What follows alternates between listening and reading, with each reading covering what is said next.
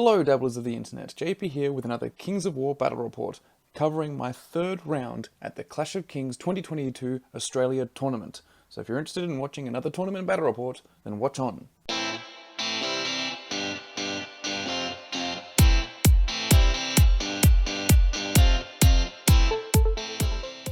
For those not aware, this channel is composed of two types that don't usually go together.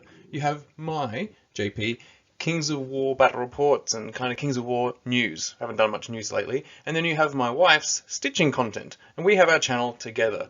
So if you don't mind a bit of the stitching stuff while you're subscribing for the Kings of War stuff, then I think we'll get along quite fine. So if you don't mind, please give us a subscribe, like this video, comment, all the good things that help get this video to more people.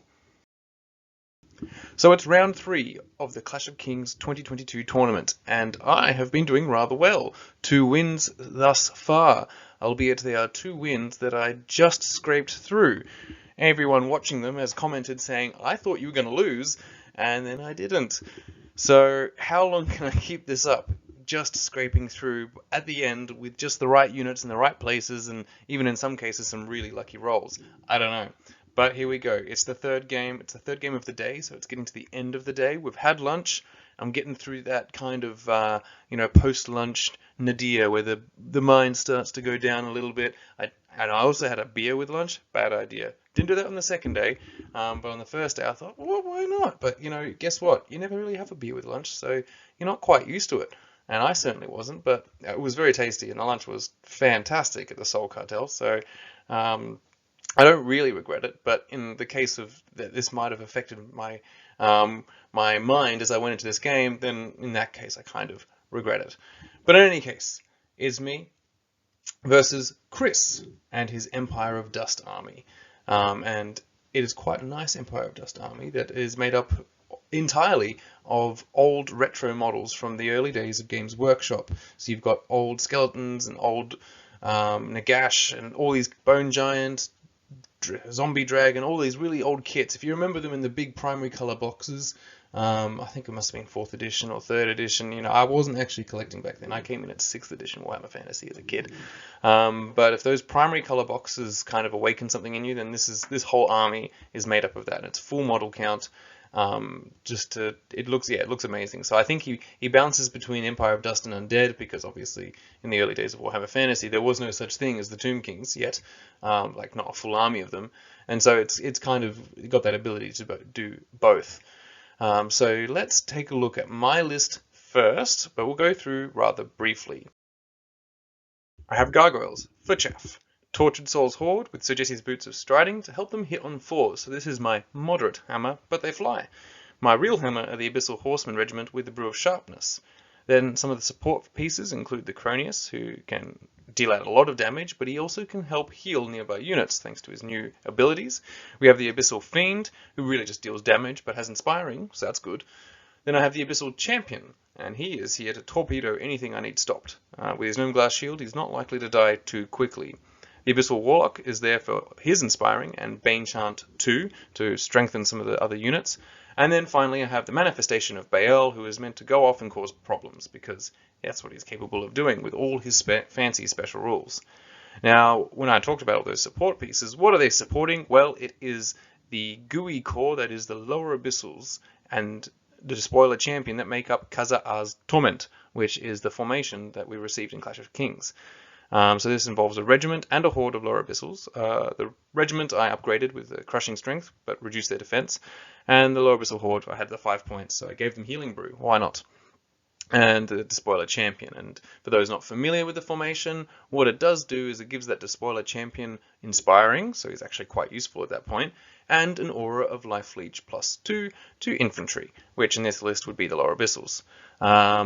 This then means that they can regenerate even faster, because the lower abyssals are not the cheapest infantry hordes that you can have in this army, but they do have regeneration compared to the to the ghouls, and they now have Life Leech.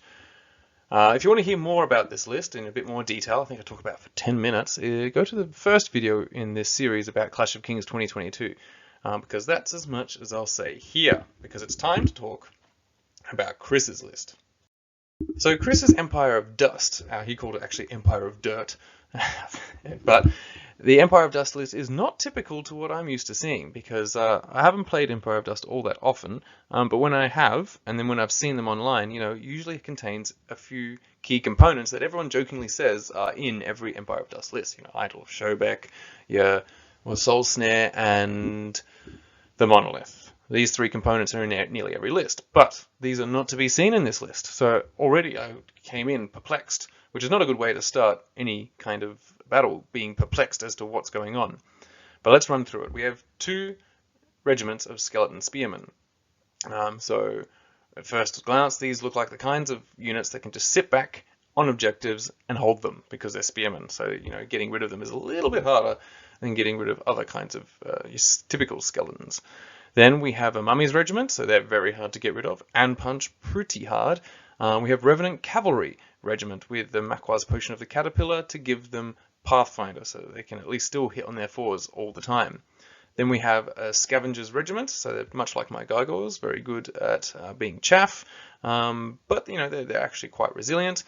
Then we have Enslaved Guardians Horde, which are large infantry, I believe large infantry, but they are pretty powerful. We have melee 3 and 18 attacks, crushing 2, and some life leech as well. So these are quite punchy. So we're starting to get into the punchier side of the army. Then we have the Bone Giant, who is pretty good, but unfortunately of all the giants in the army is the one that came off the worst for wear in Clash of Kings 2022 because he didn't gain any of the cool stuff. Why didn't he get, Slayer, D3 even, not even D6, just Slayer something, but unfortunately he did not, which I think is a little bit of an oversight because otherwise everyone just takes Idol of Shobek anyway.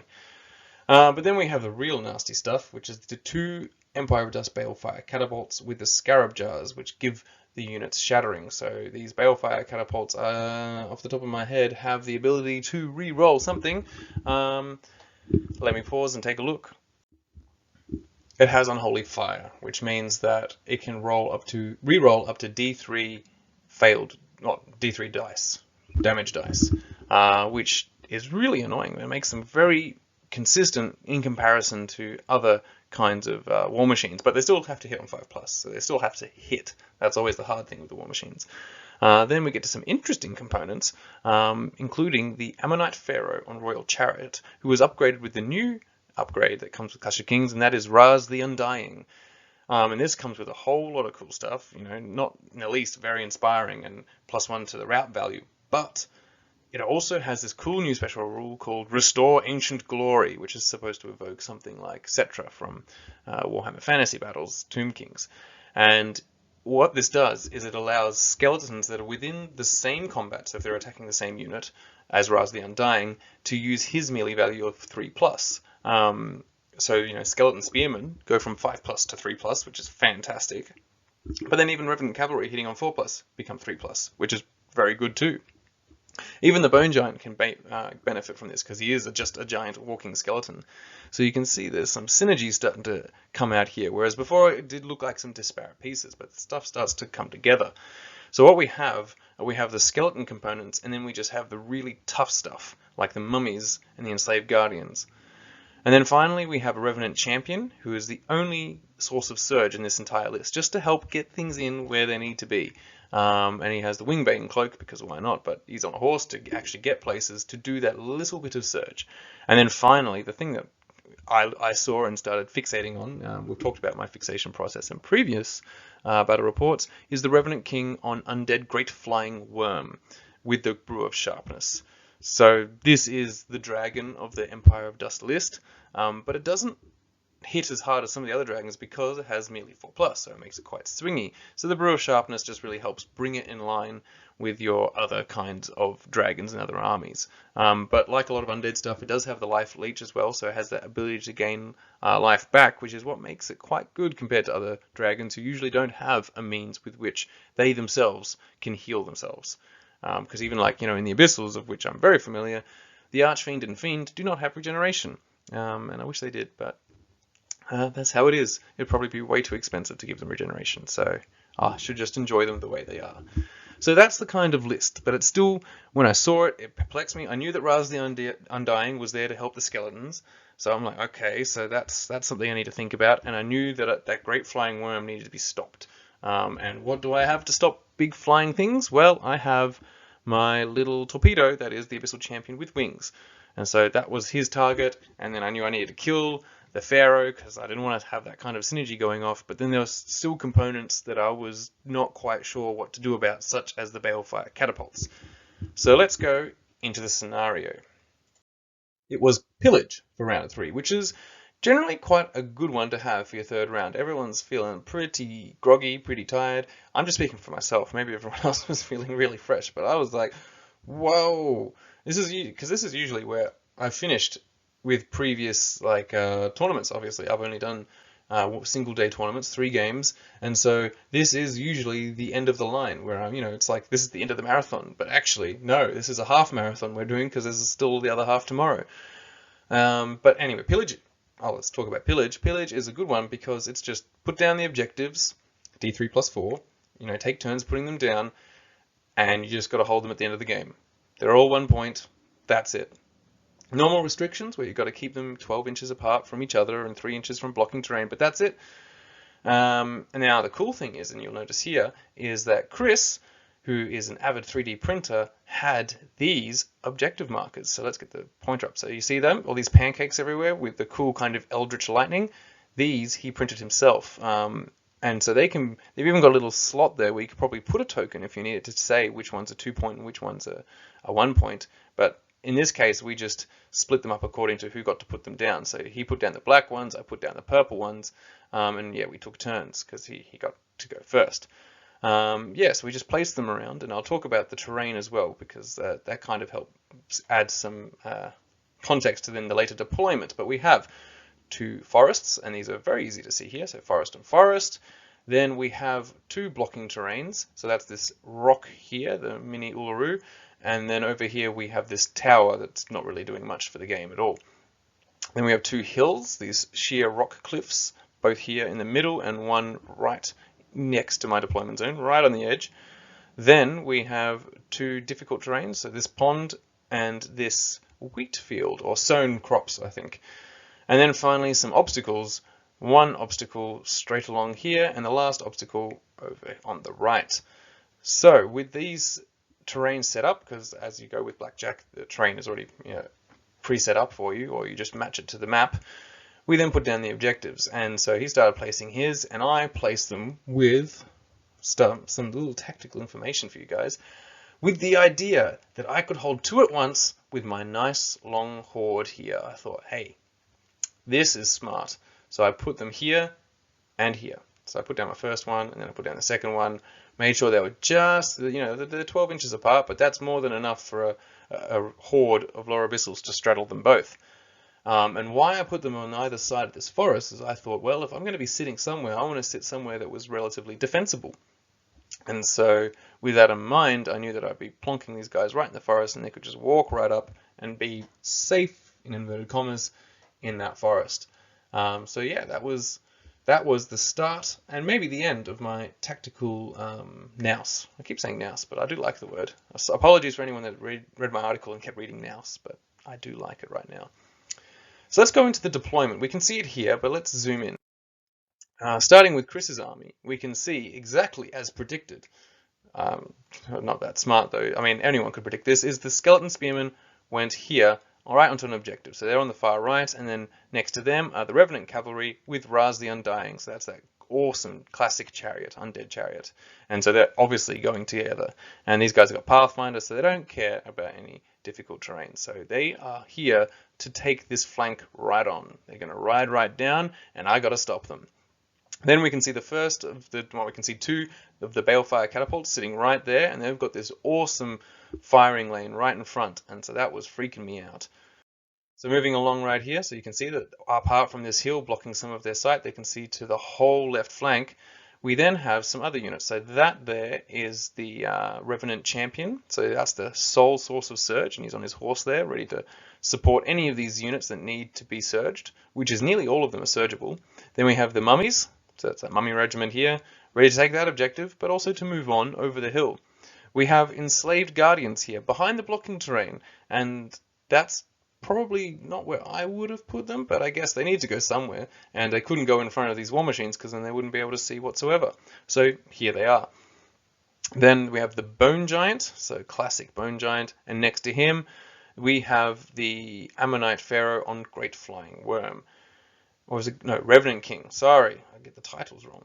And then in the forest, not quite discernible, are another regiment of skeleton spearmen, ready to go onto this objective that I placed here, and finally the scavengers, ready to fly off. So that is how the deployment for Chris went. No, here's a better picture showing that. Now we can see the skeleton spearmen in the forest. On my side, facing off against some of the faster components of his army, well, not so fast, but the flying, so we've got that scavenger and we've got the great flying worm. I have my tortured souls here right on the flank to counter their scavengers, and then also to kind of counter the scavengers, and there's a reason why I put him all the way out here, is the Abyssal Warlock, because he does have firebolts. So I imagined the first few rounds of the game, I don't need to be enchanting, I can be shooting. And if there's anything that's worth shooting in this whole list, it's probably those scavengers, because they're going to fly and try and get around the flanks, and I might as well try and prevent them from doing so. So that's why he is there, but I didn't want to start him in the terrain because reasons. I probably should have put him in I didn't want to start him in the terrain because in case he would go first and he could fly over, and then I could still shoot. But arguably, you can see that the limit's right there. I need to move up if I went first. So I should have just put him in the train anyway, because chances are I wouldn't get those shots off that I wanted to. But then next to them, the Abyssal Fiends sitting here right at the line with the Lower Abyssals, who are just ready to move up into that forest and take 2 objectives at once. Oh, so smart. Then next to them, in my classic formation, on my own creation, we have the Cronius and the Despoiler Champion right there, and then we have the Regiment of Lower Abyssals. So that's always my kind of way to put them all together, because these guys, the Lower Abyssals, don't really punch all that hard, so they need these characters to help them get through, well, pretty much anything. Sometimes they surprise you, but most of the time things that hit on 4s and don't have that many attacks don't tend to surprise you all that much. Then, this is now the middle of the battlefield right here, so opposite those Balefire catapults, we have the Manifestation of Baal and the Abyssal Champion. I put them here because they really don't care about war machines. He could try and shoot them, but he'd be hitting on 6s, because Manifestation of Baal, among his many, many abilities, one of them is Stealthy, which is awesome for a height 4 monster. So it's very hard to hit him with war machines. It's almost a waste. I mean, if you did, he's a high value target, certainly, of things to hit, but it's just so hard to do. And then we have the individual rule on the Abyssal Champion. So both of these I'm quite happy with just putting right in the open. And by putting them in the middle, it means they can kind of go in any direction. But I am then losing out on the classic thing of, putting the flyers up on the flank and then turning them in. So, yeah, especially with Baal, that's when he excels. But I wanted him in the middle because I did need to be not sure which way I needed to go to help out. So that's why he's there. And then I think I'm going to move across. Yes, and it's a little bit blurry. I apologize. But we have my gargoyles with the regiment of Abyssal Horsemen hiding behind this hill so that they do not get catapulted right away. So I got the first turn and I took it. Whereas maybe I shouldn't have. But I took it anyway. And so immediately my plan was enacted in terms of bringing those Lower Abyssals up into the objectives. So I think already they're actually technically covering it. So I'm there, I'm done. So that's of the 7, because we put down so many. If this was 5, I'd be halfway to winning. But instead we've got 7, so it's only a fraction of the things that I need to capture. So that's still not quite time to sit back and relax. Over here I brought the Tortured Souls in a little bit to then threaten all this stuff. But I'm not sure I should have done that at all. What I really should have done is moved them up right here, staken my claim on that obstacle and said, charge me. That's what I should have done. Just moved right up and said, I don't care. But unfortunately I didn't. So that's just my own problem. But that's what I did. I put them here to, I guess, check anything that might want to charge my Lower Abyssal Horde. But I don't think he'd want to charge my Lower Abyssal Horde with his great undead worm, because that would just be a big waste of that too. Everything else just kind of moved up to keep at pace. The Cronius wasn't quite sure where he needed to go. He just knew he needed to be on this side because all the strong stuff was here, so he just started moving around the back. And my Lower Abyssals were kind of just marching out here because there are lots of objectives to get. You can see here already that I'm starting to crisscross with my flyers. The Abyssal Champion has set his sights on the great undead flying worm, so he's moved as far as he can this way so that next turn he can get that charge off and lock him down if it's possible. But what I think what I was thinking by moving the Cronius around and stuff is that I needed to reinforce this area. But really I can't quite predict where he's going to go. I just need to offer him some targets, and that's why I really should have put those Tortured Souls right there, because the only thing that could have charged them would then be the Scavengers combined with the Great Worm, and perhaps those two together really could break them. But Tortured Souls being -17 are quite resilient. I mean, of course, the Great Worm's going to be wounding them on 2s, but still, he's going to be hindered thanks to that obstacle right there. So that, looking back, 2020 vision, and I'm feeling relatively okay. Had a little bit of wine, but apart from that, feeling pretty tactical, strategic, and I've learned things since then. I'm a better player, I hope. The Abyssal Champion's just turned in, and I've got this whole hill shielding me for now, so I guess I was taking that for granted. It does look a bit like blocking terrain, to be fair. And that just shows then Bael has just kind of moved up.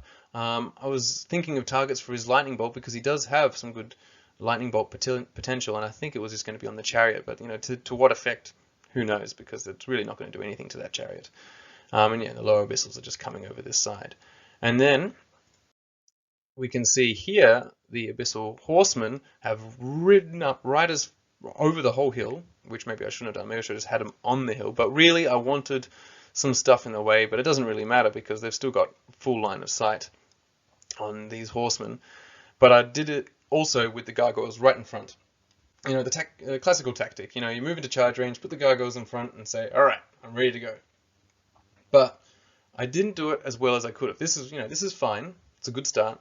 But what I could have done better is angle the gargoyles in a way that, because when these guys charge together, and I just assume they would charge together to make sure that they get rid of them. But when these two charge together, they will be stuck right in a way that they will not be able to reform, face, pivot, whatever at all, because you have to do them one at a time, and the Chariot base is really annoying for that because it's not square. It can't just pivot on its little spot. Not at all. And so if they were stuck here, and then they obviously kill them, then if I had them at the right kind of angle, maybe I could have set up, a little flank charge, or I could have set up with Bael, because his Lightning Bolt's going to do nothing to these things. So I shouldn't have bothered thinking about Lightning Bolt. I should have, maybe just put him right here on the hill, turned to face, and then done these guys at this angle. So if you can see my mouse pointer like that, so their flank would have been right here, and Bael would have been like, yes, please, because Bael in the front. He brings in his brutal, and his 7 attacks bring in about 2 to 3 wounds on average, and that's fine, but it's never anything enough to take out anything by itself. But then when you double that with that 14, we're talking 6 wounds with brutal, so 7. There we go. He's already starting to get into a territory where I can actually at least roll them off, because all these things are fearless. So you need to get to a point at least where the double 6 might mean something.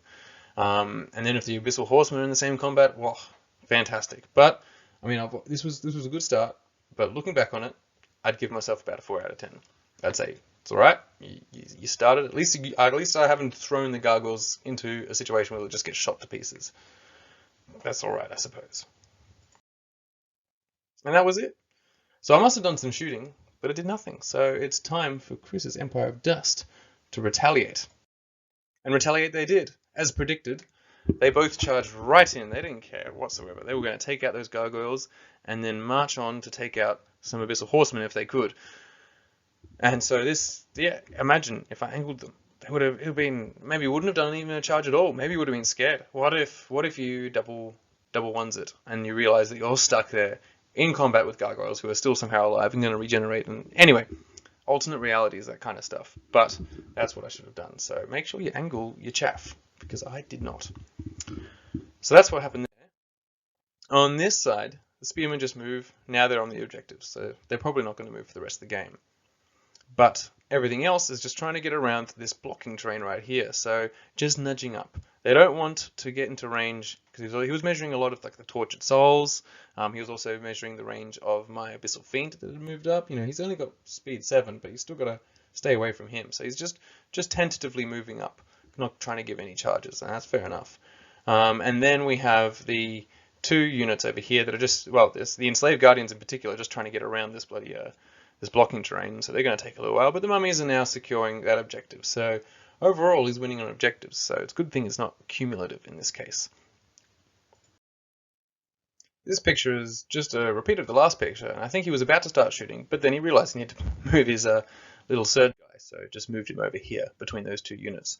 Probably should have deleted that photo, but in any case, there you go. Now he's between those, just providing a little bit of support. Now, this is him rolling some dice. I don't normally take pictures of dice stuff, and I don't know why I did, but it was because he was shooting from his balefire catapults and starting to pummel my abyssal horsemen, just as I had always feared. But it was only 3 wounds, so that's not that bad, that's fine. And so hopefully their regeneration will pick that up, and I will be back to full health within a couple of turns. Over here, we have the combat ensuing, and to no one's surprise, I lose the gargoyles. Not to my surprise at all. So here we are. You can see they could have been ripe for some flank charging. It could have been a punishment for taking out the gargoyles. That's what you want to do. It's all about trades, right? I hear this stuff. You got to trade the units, trade up, and I didn't chess it. I didn't chess it out. I just put them in front, and I was just thinking about the attack, but I wasn't thinking about multiple attacks, which I should have. And so all he did was just stagger them a bit by moving one back and keeping their pharaoh forward. Well, I think he might have rolled something slightly different, but anyway, they're staggered now in that kind of way. So it's time now for turn 2 for the Forces of the Abyss. So I did have an opportunity to double charge him, Rise the Undying, which is probably what I should have done. He has very inspiring. He's the sole source of inspiring over here, and he buffs them all with his amazing, what's it called? The Restore Ancient Glory. Fantastic rule. So what I should have done, see, I'm always saying what I should have done. I should have brought Bale and the Abyssal Regiment together, but what I did instead was I thought, well, these are Sharpness horses. Sharpness horses are hot, so they can take him out by himself. But he's actually not only really tough, but he's got very high nerve. So, they are going to do a lot of damage, but can they do enough damage? I'm not sure. And then I was thinking I didn't want to get countercharged by some Revenant Cavalry, so that's why Baal went into them. But you know what? It wouldn't have mattered if I just killed Rise the Undying, and then these Revenant Cavalry, not so scary. But in any case, that was what. And I think it was also looking at the profile, yes, because their only armor piercing for the Revenant Cavalry is Thunderous 2, pretty good. But I thought, hey, what if I get there, disorder them? They won't have any Thunderous, and I can just grind away with them with Bale. So there was a reason. There's a good reason, but it's not the best. And you can see here, this charge right onto the lip of that. So that's what moving them back did, means that they're hindered, unfortunately. So really, I should have just tried to make sure I take out this chariot instead. But there was a reason. Over here, though, everything else is just kind of moving up. Just trying, and these little lower abyssals are like, oh, looks like they've got it all sorted out over there. Let's come back here. When really I should be sending them over there because I was lacking unit strength, actually. But no, they're coming back over this side to come and deal with these units somehow. I mean, the lower abyssal regiment is definitely not a match for any of these, but I thought better be over here just in case. On this side, I've got my fire bolts ready to shoot into these scavengers that moved up. I don't think I mentioned the scavengers moving up the last one, but yeah, scavengers moved up and put some damage on them, hopefully. But I also have my Abyssal Fiend moved up so he can do his fireball into them as well. Now, to keep out of sight, because when I was moving these guys forwards, I was like, oh, I think I might be covering him up. And I didn't want to get in range of this guy. I was still measuring, trying not to give a charge to them when really, as I discussed before, I should have been here, and then these guys these scavengers couldn't get there. But I'm just keeping them at the back, so they're just kind of stuck here still on that terrain. I think I even just moved them sideways, which is a pitiful use. But the Cronius is kind of nudged in here. He can't do much either. He couldn't charge out of there, so it's kind of all getting a little bit tangled up. The only thing I'm still doing, which was the smart decision that I made right at the very start, is straddling myself across 2 objectives. Yay for me. But other cool thing, and I think it's probably maybe something I was focusing a little bit too much on, was sending in my Abyssal Champion to take on the big guys by himself. That's what he's cool. That's what he's good at. So he's gone in and he's going to go smack about this Revenant King. But my shooting pretty good. So what we can see here is his damage counters involve skulls. So that's 4 skulls. And so we got 4 skulls on the scavengers. And that little indicator next to them says that they are wavered, which is pretty good. So I've wavered the annoying little guys on my flank. So that's a good start at least. All that shooting wasn't for nothing, but I would have liked to have killed them. But, that's good enough. Over here, we can see just that I've managed to do 2 wounds, which is good enough as well. That disorders him, he's not flying anywhere. And so I'm quite confident there with my gnome glass shield. Now in the inciting combat that we were all wondering how it was going to go, I managed to do a bucket of skulls. Whatever that is, that's a lot of damage. It's probably like 10 or something. I can't count them from here. 1, 2. Anyway, lots of damage was achieved by my Abyssal Horsemen on the charge, which is to be expected. They are very good when they're hitting on 2s and then wounding on 3s. Bale, on the other hand, though, did a dismal 2 wounds, which actually is alright considering he was hindered. So all the things that I said about Bale and normal circumstances, now he's hindered, 2 damage is good enough. At least he's not going to get Thunderous Charge 2 on the return. So it's time for the punch back and all the regeneration and life leech. Oh no. And so here's the regeneration roll. I think I took a picture of it because you see that?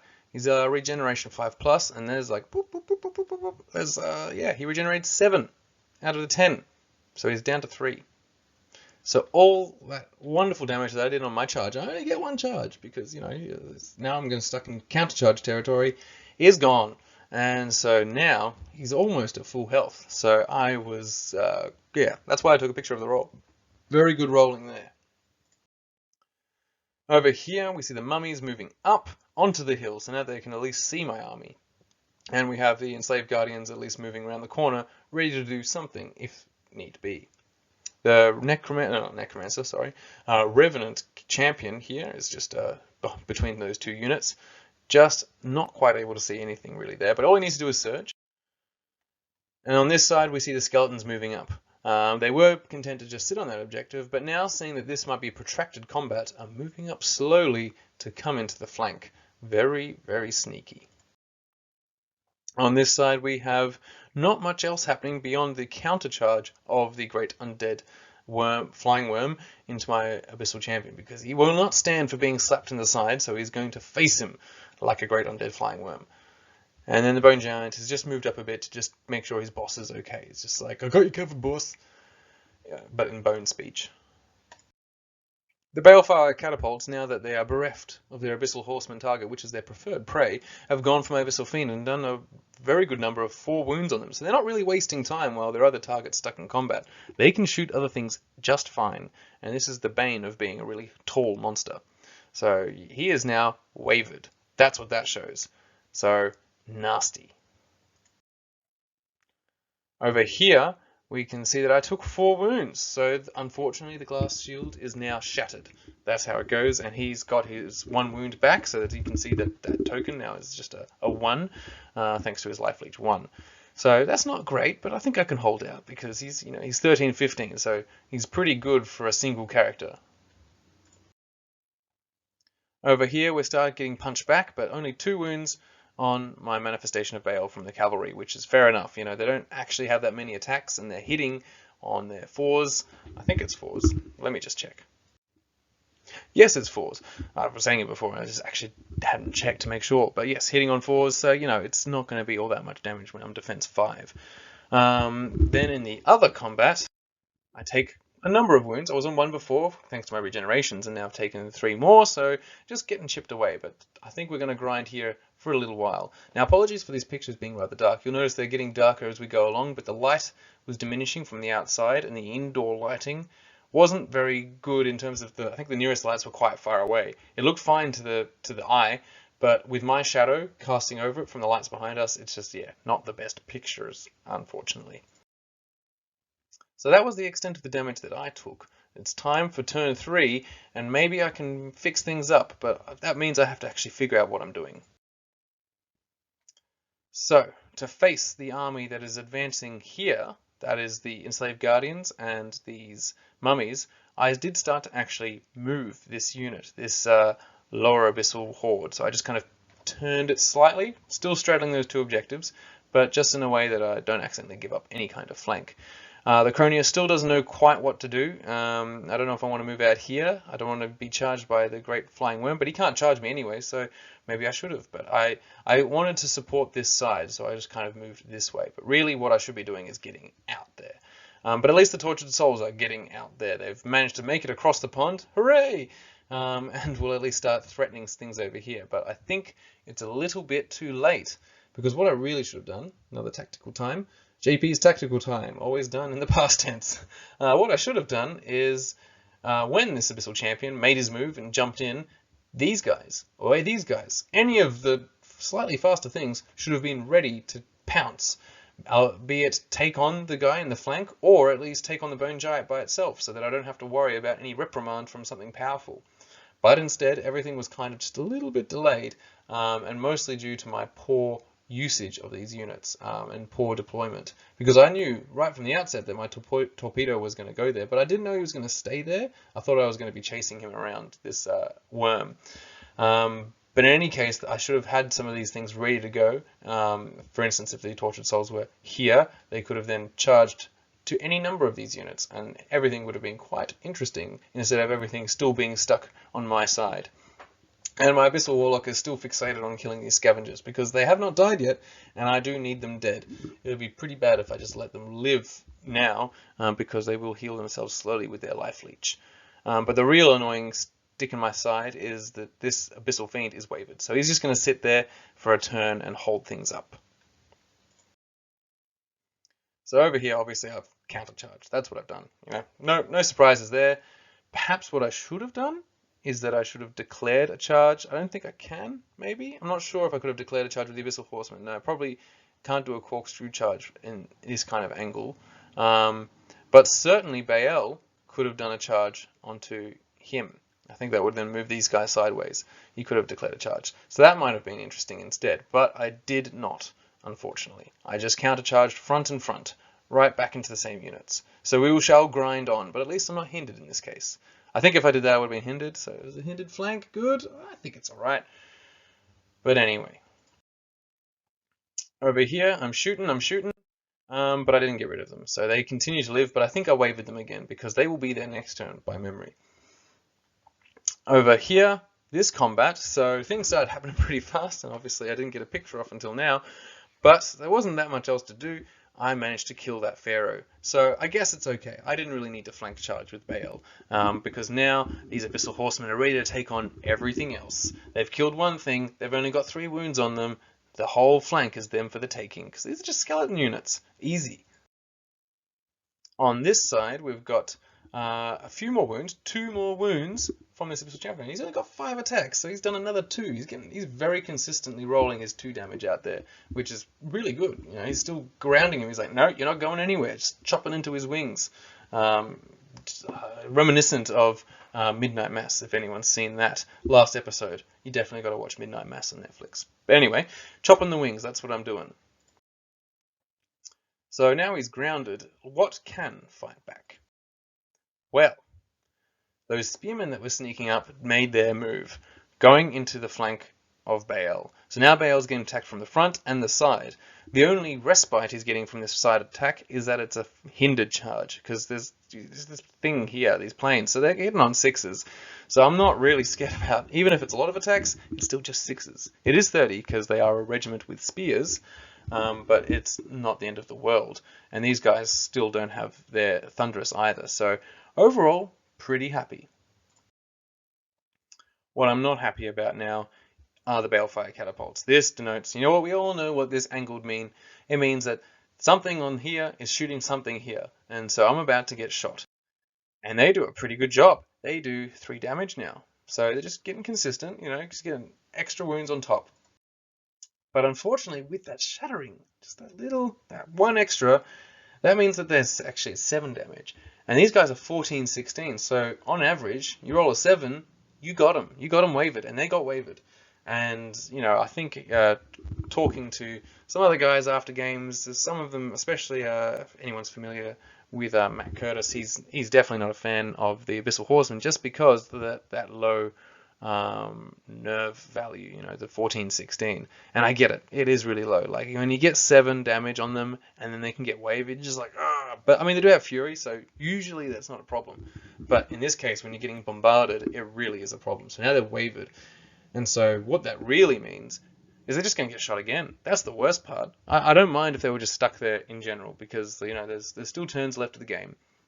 But the fact is that they're stuck there in complete line of sight of those war machines, and I've got no way to shut them down.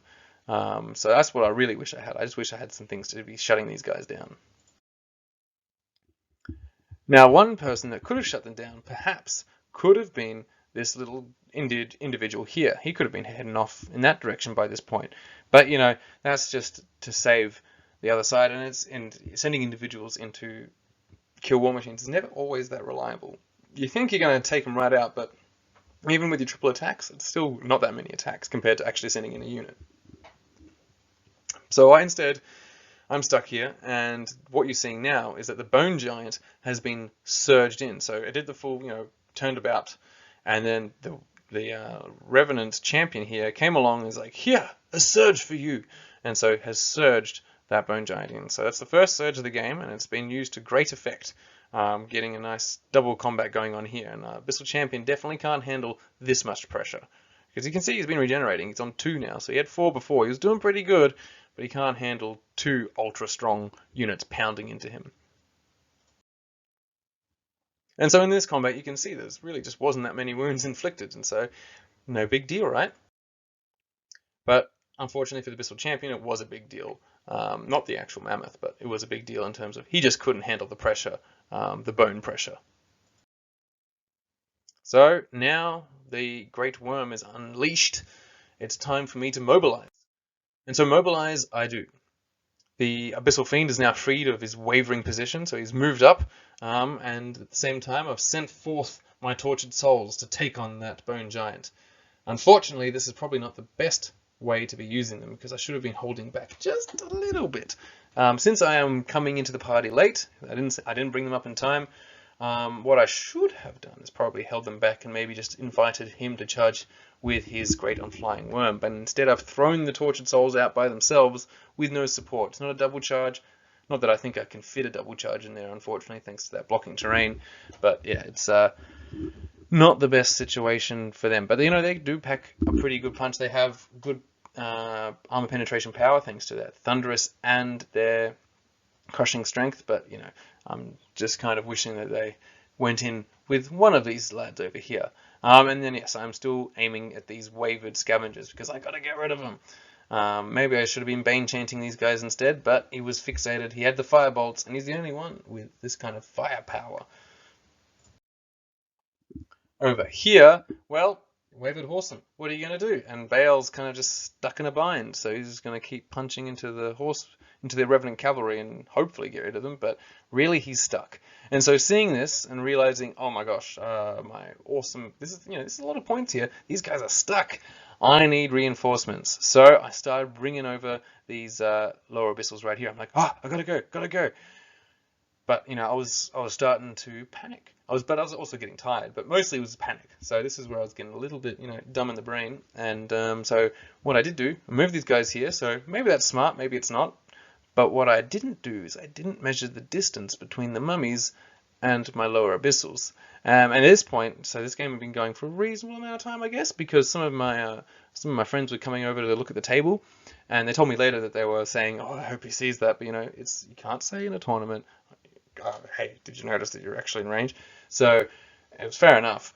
But yeah, I should have seen it. I should have measured it, because these mummies are right here, and they're surgible, right? So I should have checked, but unfortunately I did not. But moving them here, I have, and thus I may have sealed their fate. But what made me elated, and then I didn't think about any of that kind of stuff anymore, was the fact I got to kill the scavengers. So yay, get to kill things, simple minds, simple pleasures. Over here, the Tortured Souls did do quite a number of damage. That's 6, I believe. That little pile there is a 5er, and this is a 1, so I've done 6 damage with my Tortured Souls. So not bad, but it's definitely not going to put that Bone Giant to sleep. And over here, I just keep putting in a couple of wounds on the Revenant Cavalry, but they get their wounds back with their life leech, so really, what is it all for? Should I have just gotten out? But I can't get out because I am wedged. There's no way to get out. I could back off and maybe pivot and just move this way, I think. That's probably what I could have done.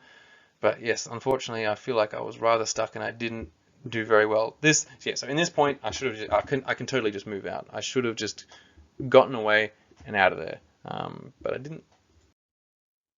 Now it's turn 4. Chris is going to start taking advantage of some of the silly blunders that I've been making.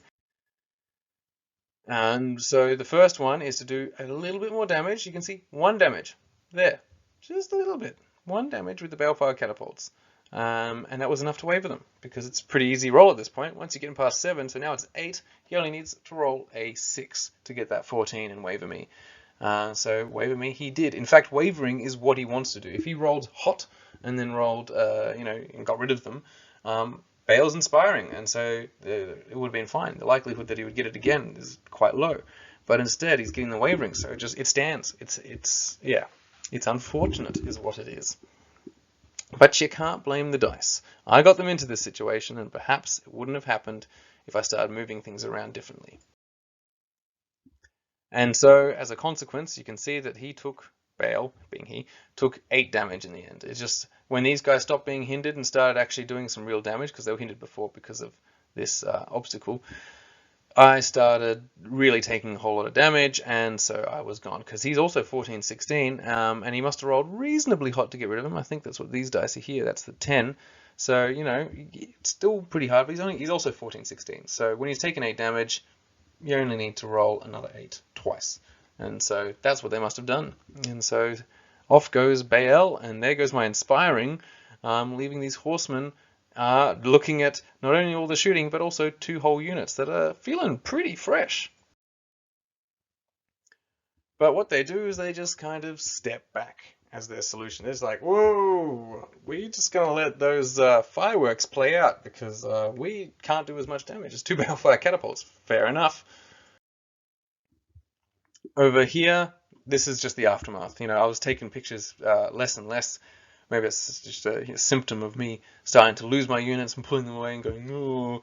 But the mummies managed to easily take out the lower abyssals, the former lower abyssals. They're gone now, the regiment, and then turn to face the rest of my army. So now they've covered quite a bit of ground now, thanks to also a cheeky surge over there. And so they are now ready to then move off their Chessex box, that's a nice Chessex box, equal height to this terrain, and get down into the rest of my army. And then over here, well, there were tortured souls, but now there are not. And so what happened was that we can't see because I didn't take a picture of it because that was silly, but the undead Great Flying Worm with the Bone Giant went into the tortured souls and together with their combined might easily took them out because I'm only defense 4-17. They are gone, and then the Great Flying Worm then slunk back into the forest to be out of range of all the other things that were then coming in the next wave, leaving that Bone Giant at the front, who is a lot more dispensable. So, how can I bring this back? It's turn 5, we're getting to the tail end of the game. It could end in 2 turns, it could end in 3 turns, but I need to start getting objectives. And unfortunately, it's only now that I'm starting to think about objectives and not just killing things. And so I'm looking at the battlefield and I'm thinking, okay, what do I need? I've got 2. It's good. It's good. But now, unfortunately, I'm pretty sure he's going to have all these ones over here, which at least is 2. I don't think he can straddle the full 3, so he's going to have 2 over there. So he's at least matching me already. And then he has these 2. So what I need to do is I need to take one off him. And looking at the different options, I'm pretty sure I can't kill the Enslaved Guardians. Maybe I did if I put the Abyssal Fiend and the Cronius in together. But what seemed like a simpler target was a Skeleton Regiment. So my Cronius has started moving this way with sights on getting to the Skeleton Regiment. But meanwhile, that Bone Giant, that tease that he is, just made me, I just thought, I gotta go kill him. That is the way I can then get on to kill everything else. And so I sent in my Abyssal Fiend. But the Abyssal Fiend, much like Baal, is never a surefire thing to send in because he's got 7 attacks, just like Baal, 3+, crushing 2. He's pretty much identical damage output to Baal. So you can't really rely on him to actually kill anything. And this bone giant has only been taken 5 wounds. I think he had 6, but he's got some health back. So you can't rely on that to kill him. But send him in by himself, which I kind of have to, unfortunately, thanks to this blocking terrain. But that's what I did, so I sent him in.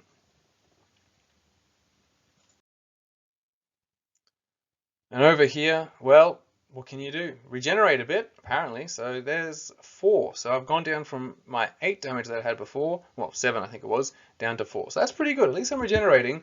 But, you know, I'm still wavered. I'm just going to sit here and take some more punishment. So I do manage to stack on quite a few number of wounds. That's 4 wounds on there. So we're talking 7 attacks, 4 wounds. And there's a Bane Chant token there to remind me.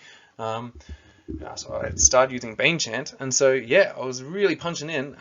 So that's 9 wounds, but you know I got to roll hot twice in order to remove him.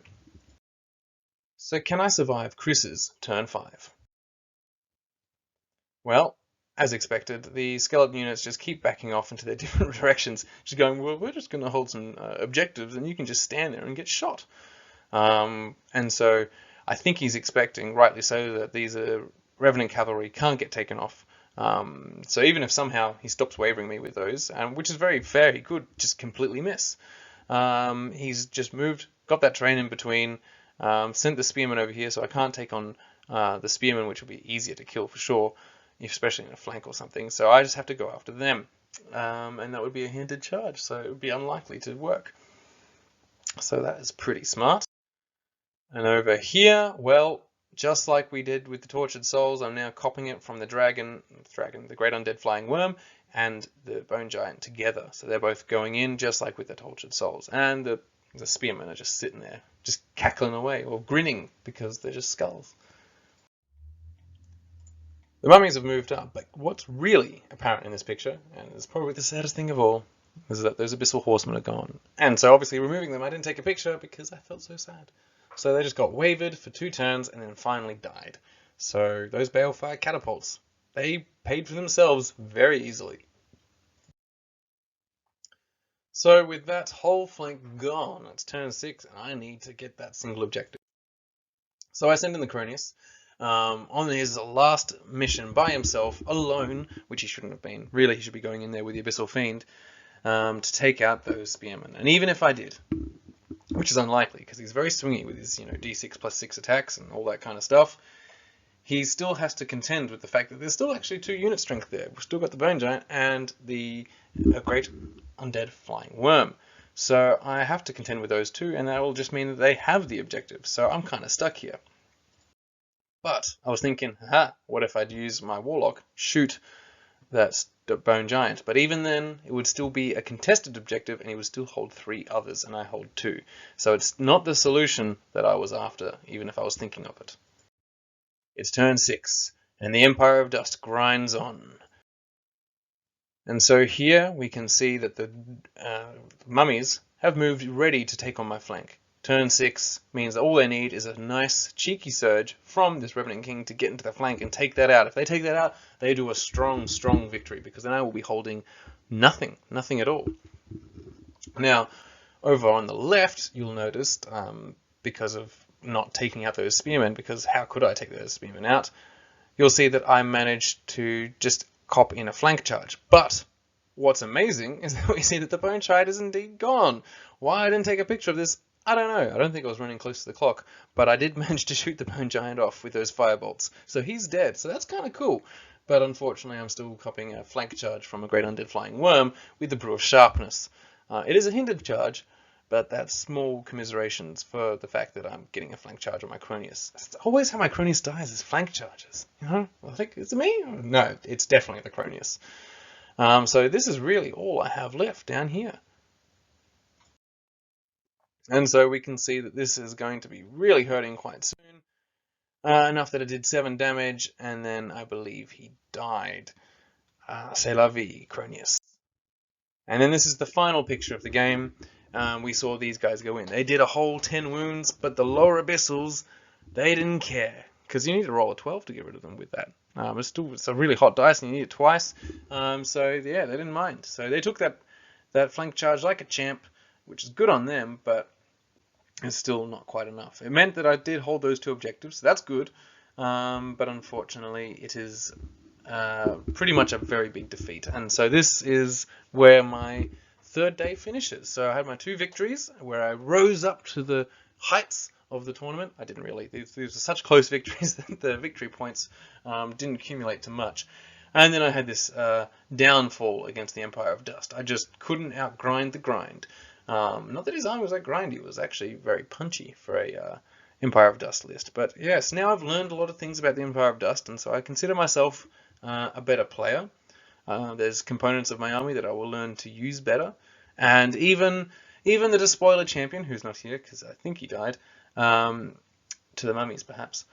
But even those units that I started disparaging in previous videos, like the Despoiler champion, for instance, I'm starting to see the merits, but I just definitely wasn't using him as well as could be done.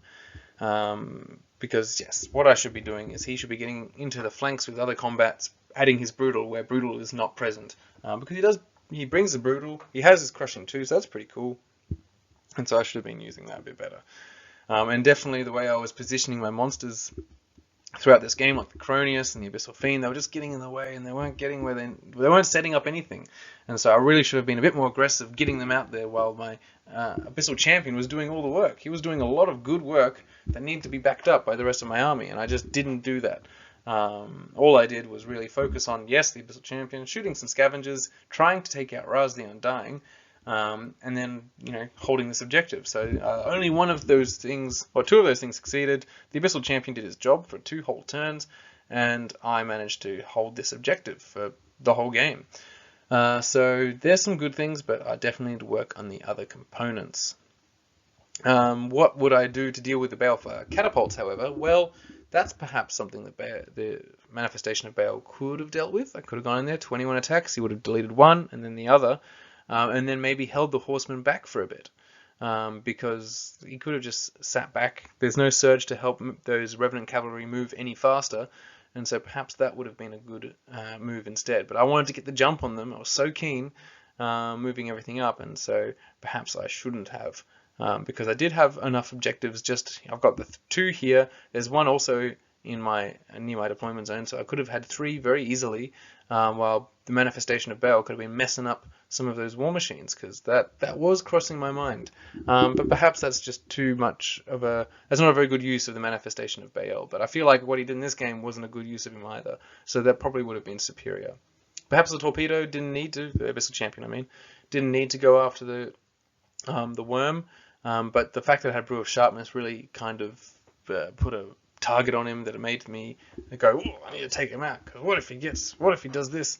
But then really I probably shouldn't have worried about it all that much, because the worm by himself is not going to be doing things like taking out my Abyssal Horde. That's because even a flank from a mummies, the Abyssal Horde can actually take quite a bit, unless it's a big multi-charge, but there's not enough flying units in this whole army that he'll get that multi-charge with other things that he wants to be with, so he's kind of going to be that lone wolf. And so that's what I really should have been like, aha, he's not actually that dangerous, I just need to get him into a bad situation, instead of being like, oh no! If he had that, and maybe something smaller that can fly as well, I'm not sure what that is in the Empire of Dust list, but because the Empire of Dust list isn't actually all that fast, but yeah, that's something I probably shouldn't have fixated on too much. So that's what I need to learn, is not to, yes, acknowledge the threats, but then don't have them dictate your battle plan. When you already have a plan, which is hold the objectives, right? And that's really what I need to do. I need to identify what my army needs to do to win, work towards that, and then, killing things along the way, trying to disrupt what he's doing. That's what you want to try and do, but I need to identify what I need to do to win and do that. And I did that with these units here, but then I could have done other things with my Abyssal Horsemen and Gargoyles and things like that would have actually contested objectives and held off and charged later. I charged too early. I always do that, and I know that's always like a kind of a noob thing, is charging too early. Turn 2 charges. You see some of the best games between some of the best players. Sometimes the charges don't happen until turn 4 or turn 5, and there's no combats whatsoever. Obviously, there's a little bit of shooting and stuff, and maybe taking off a bit of chaff here, but the real combats don't happen until like turn 4 or 5 sometimes. And for me, that rarely ever happens. I'm usually in combat turn 3, I'm already like knee deep and going, oh no, how did I get here? So yeah, that's my little bit of advice. If if you want it, take it. I'll probably just leave it. I'd leave it. Otherwise, you might follow in my footsteps. But anyway, thank you for watching this video. I've got 3 more to do to get through the Clash of Kings, and I have a whole week off. I'm looking after Farina, who has just had a laparoscopy surgery. So that's keyhole surgery, if you're not aware. So just looking after her, recovering from that, and taking some carers leave, which the University of Melbourne kindly provided. So yeah, I've got plenty of time to record things, and I'll just smash out the next 3 and try and pump them out over the next 2 weeks. I don't want to flood the channel with too much Kings of War content. We got to think about the stitches as well in this channel. You know, if they get too much, they're gonna leave. You know, well, I'm always worried about you guys leaving, but I think you guys have figured it out and know that I'm gonna add content, but maybe the stitches are gonna be like, hey, I don't want to watch all these toys getting pushed around tables. And fair enough. I mean, the stitching is actually more artistic, I'd argue. So anyway, yeah, please let me know any other blunders that I might have missed. You guys always do a very good job of getting me learned on the rules even better than I already am, which is not hard to do. It's a low bar, but I always enjoy the room for improvement and how you guys stimulate that. So, guys and girls, sorry. I hope you enjoyed that, and I'll see you in the next video for round 4.